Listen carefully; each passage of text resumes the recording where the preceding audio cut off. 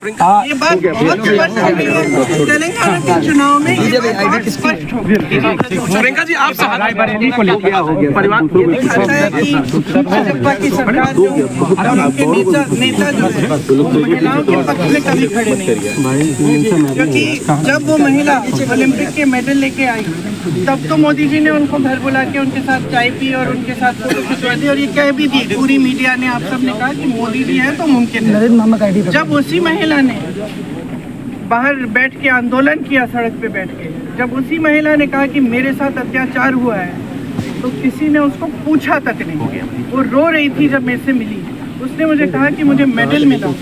मैंने सोचा था कि अगर मैं बैठूंगी तो कम से कम मेरी सुनवाई होगी, कोई तो सुनेगा, लेकिन सरकार में किसी ने नहीं सुना। और आज ये परिस्थिति है कि उनके बेटे को टिकट मिल गया है चुनाव में। तो ये स्पष्ट हो गया है कि महिलाओं के अत्याचार की बात, महिलाओं के आरक्षण की बात, ये सब चीजें जो जब ये लोग कहते हैं कि हम खड़े महिलाओं के लिए या हम आरक्षण दिलवा रहे हैं, तो ये सब चुनावी, उनके लिए चुनावी। आप जब परिवार के शहादत की बात करते हैं तो बीजेपी कहती है कि आप शहादत के नाम पर वोट मांग रही परिवार के। बीजेपी कहती है कि आप परिवार के शहादत के नाम पर वोट मांग रही लोगों के, आपके परिवार में जिस तरीके से जो शहादत हुई। बीजेपी चाहती है कि मैं अपने परिवार के बारे में चुप हूँ या शर्मिंदा हो जाऊँ।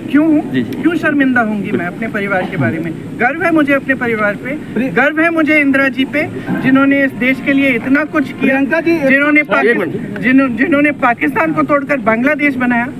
गर्व है मुझे इंदिरा जी पर कि उनकी शहादत हुई इस देश के लिए। राजीव जी के ऊपर गर्व है मुझे कि उनकी शहादत हुई। क्यों नहीं बोलूंगी?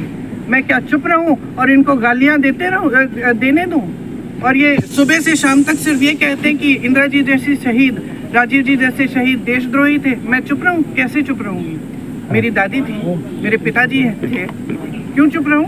प्रियंका जी, 103 साल पहले नेहरू जी यहाँ आए थे, सैकड़ों किसानों की शहादत हुई थी, 103 साल पुराना रिश्ता हो गया है। आज आप कैसे देखते हैं 100 साल के रिश्ते? देखिए, मैं बार बार ये अपने भाषणों में भी कहती हूँ कि बाहर से ऐसे लगता है, और आप लोग खूब इस बात को कहते हैं कि ये परिवारवाद है और गांधी परिवार है तो यहाँ पे कोई भी वोट दे देगा गांधी परिवार के नाम। आपने अभी कहा शहादत के नाम। मेरा तो इसका एकदम विपरीत मेरी सोच है। यहाँ पे जब आंदोलन हुआ, जब यहाँ के किसान 103 साल पहले खड़े हो गए एक इतने बड़े और सक्षम और सत्तावान साम्राज्य के खिलाफ,